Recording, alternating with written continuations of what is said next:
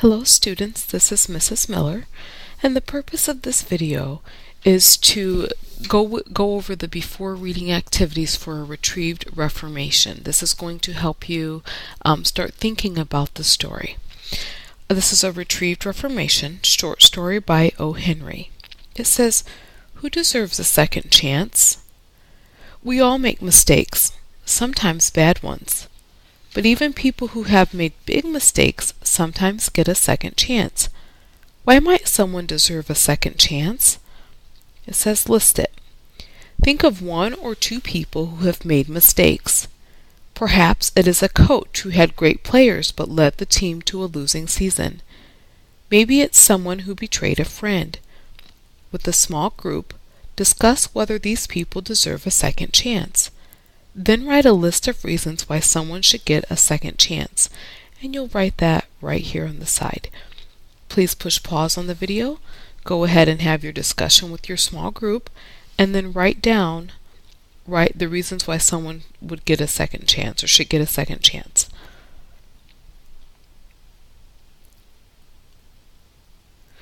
This text analysis, third person point of view. In a story told from the third-person point of view, the narrator is not a character in the story. The narrator tells the story using the pronouns he, she, it, or they. The third-person point of view can be limited or omniscient. Omniscient means all-knowing. In the third-person omniscient point of view, the narrator can tell you what every character is thinking and feeling. In the third-person limited point of view, the narrator can only tell you the thoughts and feelings of one character. The example below shows the difference between the third-person limited and the third-person omniscient point of view.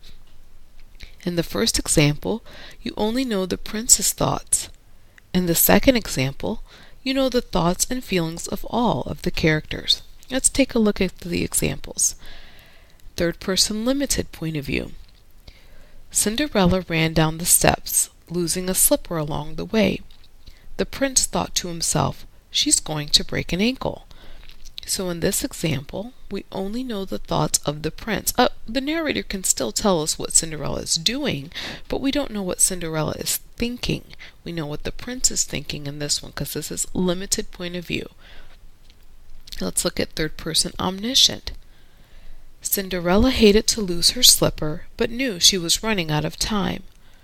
Watching her, the prince shook his head and thought, "There's an accident waiting to happen."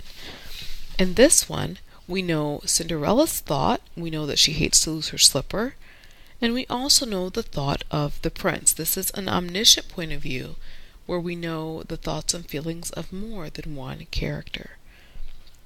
As you read a retrieved reformation, notice when you have more information than the characters do.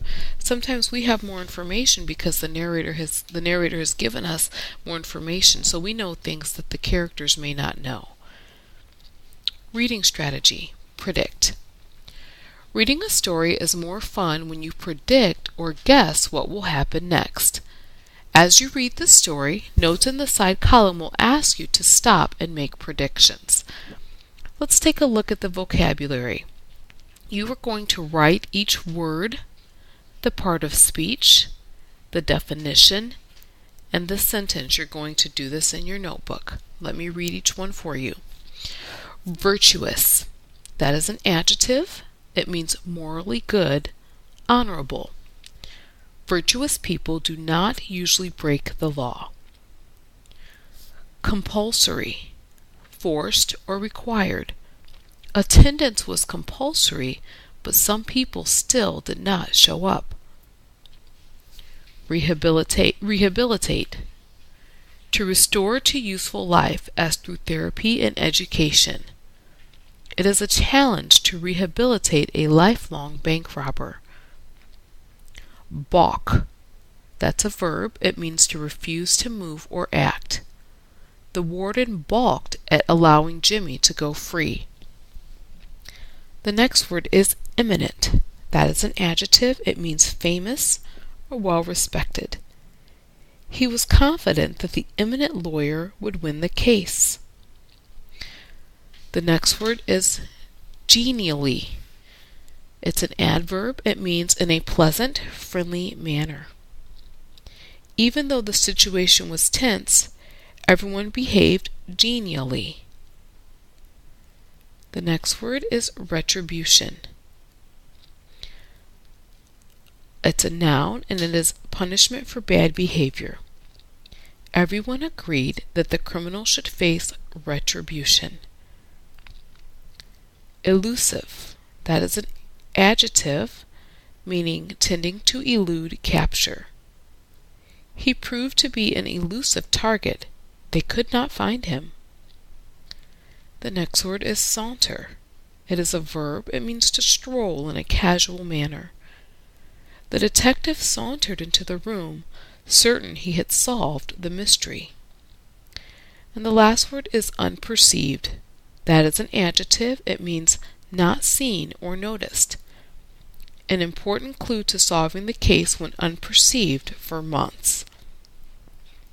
After you write the word, part of speech, definition, and sentence for each of the vocab words, I would like for you to complete the vocab practice right here. It says, review the vocabulary words and think about the meaning of the word virtuous.